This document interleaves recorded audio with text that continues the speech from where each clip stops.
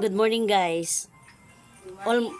Almost 1 month na namong ginapangita ang amuang patani na manok. Actually the color is white gid di siya, totally white nya. Kay kuan man ni siya god kanang patani ba. Karon ang iyahang kuan nagsigir ako og pray kay bisag matulog ko. Gimingaw jud ko sa akong manok kay akong mga manok nasanay na kog istorya. Kato maning Chinese chicken ba nga naay palawit. Nya blue ang iyang diri. Karon gikawat gid ni siya, guys, kay dili man gud mawala ang manok, muuli man gud na siya. Karon ning uli gyud ang manok, guys. Nagtuo siguro sila ba nga dili na muuli, dili na mailhan ning uli gyud diri sa balay og ingon ani na ang color.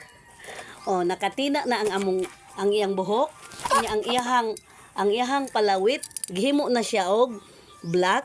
Ang iyahang balhibo sa tiil, gigupit-gupitan nila guys para dili mahalata. Unsa gyud ka salbahis ang tao no? Kawatan jud kaayo sila.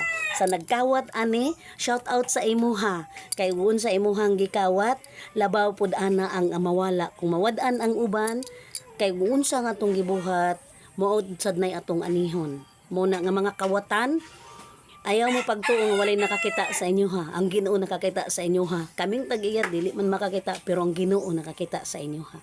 Good luck na lang. Kay ang among manok ning uli sa amua pero naanay kulay, dili na siya white, oh. Mura millennials color na siya.